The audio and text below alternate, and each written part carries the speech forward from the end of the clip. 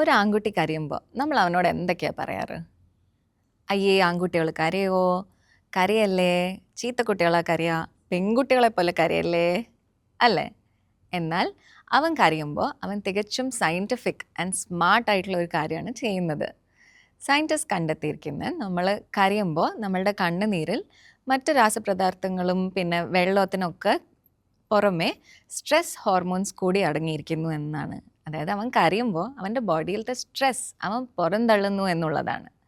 ഇനി അവനെ കരയാൻ വിടാത്തപ്പോൾ അവൻ എങ്ങനെയാണ് കോപ്പ് ചെയ്യാൻ പഠിക്കുക? ഒന്നെങ്കിൽ അടിച്ചമർത്താൻ പഠിപ്പിക്കും നമ്മൾ, അല്ലെങ്കിൽ അവൻ ഇഗ്നോർ ചെയ്തു തുടങ്ങും, ഡിസ്ട്രാക്ട് ചെയ്തു തുടങ്ങും, അല്ലെങ്കിൽ വേഴ്സ് നമ്മൾ അവനെ കാക്ക പൂച്ച പറഞ്ഞ് ഡിസ്ട്രാക്ട് ചെയ്യും, അല്ലെ കേക്ക് കൊണ്ടു കൊടുക്കും, ചോക്ലേറ്റ് കൊണ്ടു കൊടുക്കും സങ്കടം മാറാൻ.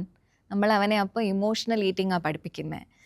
പിന്നീട് അത് ഒബീസിറ്റി ആവാം, അല്ലാന്നുണ്ടെങ്കിൽ എന്താ പറയുക, ഈറ്റിംഗ് ഡിസോർഡേഴ്സ് എന്നിവയിലേക്ക് മാറാം. അതല്ലാതെ ആ സങ്കടം ഉള്ളിൽ നീറി നീറി പിന്നീട് അവൻ ദേഷ്യം ഒരുപാടുള്ള ഒരാളായി മാറും. അല്ലെങ്കിൽ അഡിക്ഷൻ എന്നിവ ഇഷ്യൂസിലേക്കും കോംപ്ലിക്കേഷൻസ് പോവാം. നിങ്ങൾക്കറിയോ, ഈ ലോകത്ത് ഏറ്റവും കൂടുതൽ സൂയിസൈഡും ഹാർട്ട് അറ്റാക്ക്, കാർഡിയാക് അറസ്റ്റ് എന്നിവ പ്രശ്നങ്ങൾ കാരണം മരിക്കുന്നത് ഏത് ബയോളജിക്കൽ സെക്സിലത്തെ ആൾക്കാരായെന്ന്? You are right, male sex. Why? അപ്പം നമ്മൾ നോക്കുകയാണെന്ന് വെച്ചാൽ ഒരു കാർഡിയാക് ഇഷ്യൂസ് ഉള്ള ഒരു പേഷ്യൻറ്റിൻ്റെ ഫാമിലിനോട് ഡോക്ടേഴ്സ് പല ഫിസിക്കൽ ഗൈഡ് ലൈൻസ് പറയും അവരെ ടേക്ക് കെയർ ചെയ്യാൻ. അതിൻ്റെ ഒപ്പം തന്നെ അവരുടെ ലവ്ഡ് വൺസിനോട് പറയും ഒരു ഇമ്പോർട്ടൻറ്റ് കാര്യം, ഇമോഷണൽ ഹെൽത്തിന് വേണ്ടി. അതെന്താണ്? അവരുടെ മനസ്സ് വിഷമിപ്പിക്കരുത്, അവർക്ക് സങ്കടം നൽകരുത്, അല്ലേ? അതെന്തുകൊണ്ടാണ്? വാട്ട് ഈസ് ദ റിലേഷൻഷിപ്പ് സങ്കടവും ഹാർട്ടും തമ്മിൽ? അതിന് യോഗയിലെ ഒരു എക്സ്പ്ലനേഷൻ പണ്ടേ കൊടുത്തിട്ടുണ്ട്. നമ്മളുടെ ഹാർട്ടിൽ ഒരു എനർജി സെൻറ്റർ ഒളിഞ്ഞിരിക്കുന്നുണ്ട്, അനാഹത സെൻറ്റർ, അനാഹത ചക്ര പറഞ്ഞിട്ട്. സോ ആ ചക്രയാണ് നമ്മളുടെ ഇമോഷൻസ്, അത് പെയിൻ ആയാലും ഹേർട്ട് ആയാലും ഒക്കെ പ്രോസസ്സ് ചെയ്യുന്ന, ജോയ് ആയാലും ലവ് ആയാലും ഒക്കെ പ്രോസസ്സ് ചെയ്യുന്ന ഈ അനാഹത ചക്രയിലാണ്, which is in your heart. ഇനി മോഡേൺ സയൻസും ഇതിനൊരു പേര് വിളിക്കുന്നുണ്ട്. It is called psychosomatic effect. The body keep score എന്ന് പറയുന്ന ബുക്കിൽ ഡോക്ടർ ബെസൽ വാൻഡർ കോൾക്ക് പറയുന്നത്, നമ്മൾ സപ്രസ് ചെയ്യുന്ന, പ്രോസസ്സ് ചെയ്യാത്ത എമോഷൻസ് എല്ലാം ഫിസിക്കലി മാനിഫെസ്റ്റ് ചെയ്യുന്നു നമ്മളുടെ ബോഡിയിൽ പല സിംറ്റംസിലൂടെ.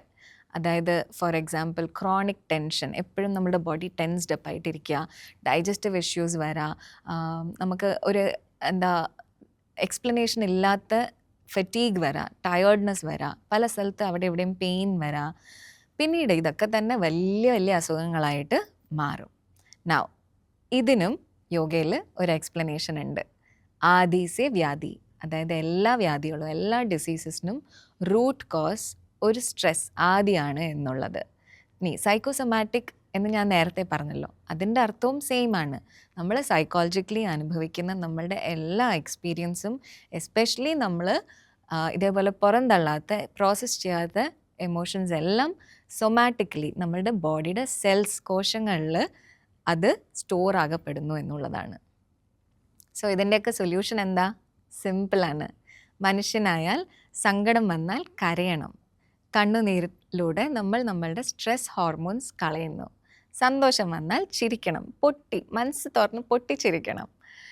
ഇത് നമ്മൾക്ക് neuro transmitters like dopamine, serotonin ഒക്കെ റിലീസ് ചെയ്യപ്പെടും നമ്മളുടെ ബോഡിയിൽ. ഇതൊക്കെ ശരിക്കും ഡോക്ടേഴ്സൊക്കെ ഡിപ്രഷൻ വന്ന പേഷ്യൻസിന് പ്രിസ്ക്രൈബ് ചെയ്യുന്ന മരുന്നുകളാണ്. അത് നമ്മളുടെ നാച്ചുറലി ബോഡി സെക്രീറ്റ് ചെയ്യും നമ്മൾ നാച്ചുറലി ചിരിക്കുമ്പോൾ. ഇനി സ്നേഹം വന്നാലോ പ്രകടിപ്പിക്കണം. അത് ഫിസിക്കൽ ടച്ചിലൂടെ മാത്രമല്ല കേട്ടോ, വാക്കുകൾ കൊണ്ട്, സഹായിച്ചുകൊണ്ടും മനസ്സിലാക്കിക്കൊണ്ടും സമയം നൽകിക്കൊണ്ടും ഒക്കെ നമ്മൾക്ക് സ്നേഹം പ്രകടിപ്പിക്കാം. അന്നേരം നമ്മളുടെ ബോഡി ഓക്സിറ്റോസിൻ അല്ലെങ്കിൽ ലവ് ഹോർമോൺ എന്ന് പറയുന്ന ഹോർമോൺ സെക്രീറ്റ് ചെയ്യും. ഇതെല്ലാം വളരെയധികം ഈ ഓക്സിറ്റോസിൻ എന്ന് പറയുന്ന നമ്മളുടെ ഇന്നത്തെ മോഡേൺ ഹെൽത്തിൻ്റെ എല്ലാ പ്രശ്നങ്ങളും കുറേയൊക്കെ നീക്കുന്ന ഒരു മാജിക് ഹോർമോണാണ്.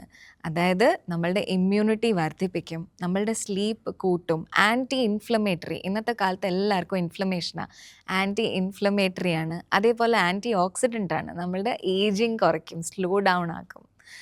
അപ്പോൾ ഇത്രയും അടങ്ങിയിരിക്കുന്നു നമ്മളുടെ ഓക്സിറ്റോസിൻ്റെ ഗുണങ്ങൾ.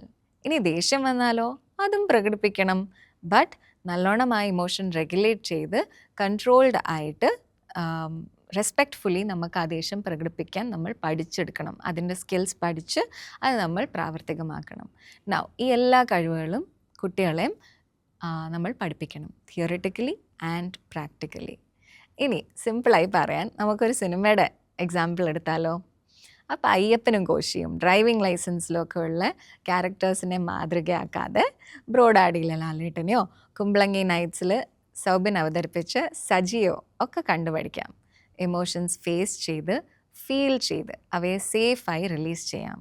സ്വയം മാനേജ് ചെയ്യാൻ ഇനി പറ്റാതെ വരാണെങ്കിൽ അന്തസ്സോടെ പ്രൊഫഷണൽ ഹെൽപ്പ് തേടാം. ഈ ഇമോഷൻസ് പ്രോസസ്സ് ചെയ്യാനും റെഗുലേറ്റ് ചെയ്യാനും ഒക്കെ യോഗ ഒരുപാട് സഹായിക്കും. ഇന്നത്തെ കാലത്ത് വെസ്റ്റേണേഴ്സ്, ഈവൻ സൈക്കോളജിസ്റ്റ് അവനവൻ്റെ ക്ലിനിക്കിൽ yoga പരിശീലിപ്പിക്കുന്നുണ്ട്.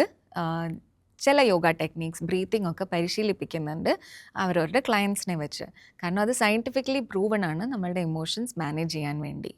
So dear men, you are precious. Take care, and it's now okay to be naturally human.